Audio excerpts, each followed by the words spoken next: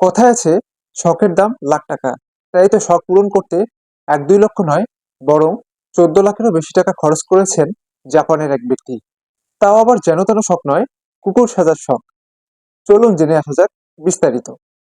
জাপানের তোকো এভি নামে এক ব্যক্তি ছোটবেলা থেকেই কুকুরের সব আচরণ অনেক পছন্দ করতেন।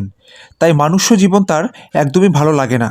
এ কারণে তিনি কুকুরের সকল আচরণ আয়ত্ত করেন এবং নিজেকে কুকুর রূপে তৈরি করতে বিভিন্ন পন্থা অবলম্বন করার চেষ্টা চালিয়ে যান।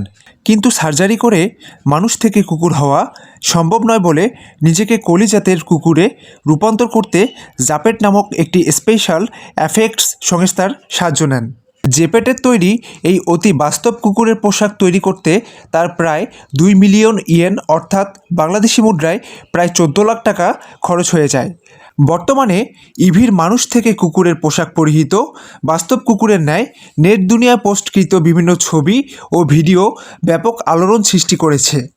মানুষ থেকে নিজেকে কুকুরের আকৃতি দিয়ে কুকুরে রূপান্তরিত করার বিষয়টি ইসলামিক সমাজ কিভাবে নিচ্ছেন সে সম্পর্কে একজন ইসলামিক চিন্তাবিদ বলেন, এভাবে দৃষ্টিতে এটা কখনোই ভালো কাজ না।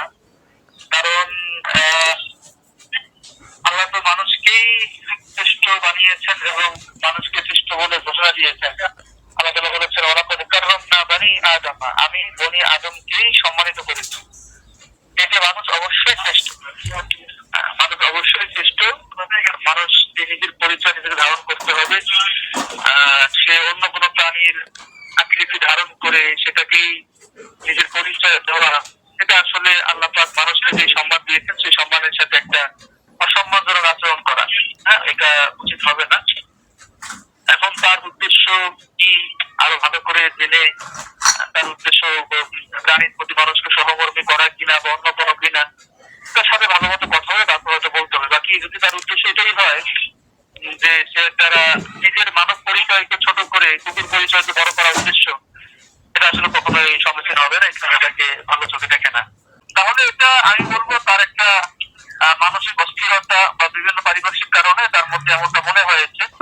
আমার যেটা তার প্রতি যেটা পরামর্শ সেটা হলো মানসিক ডাক্তারের শরণাপন্ন হওয়া, পাশাপাশি কোনো যোগ্য বরেণ্য আলেমের সান্নিধ্যে গিয়ে তার সমস্যাগুলো খুলে সেটা সমাধান নেওয়ার মনে করি ভালো মনে হবে। কিন্তু কখনোই মানব জীবনের চেয়ে কুকুরের জীবন ভালো না। মানব জীবনেই ভালো, পারিপার্শ্বিকতা বিভিন্ন সমস্যা আসবে, সেক্ষেত্রে তারা উচিত এগুলো দিক দিয়ে তার সাথে কথা বলে সমাধান করে নেওয়া। রিফায়েত ইশতিয়াক হৃদয়, সরেজমিন বার্তা।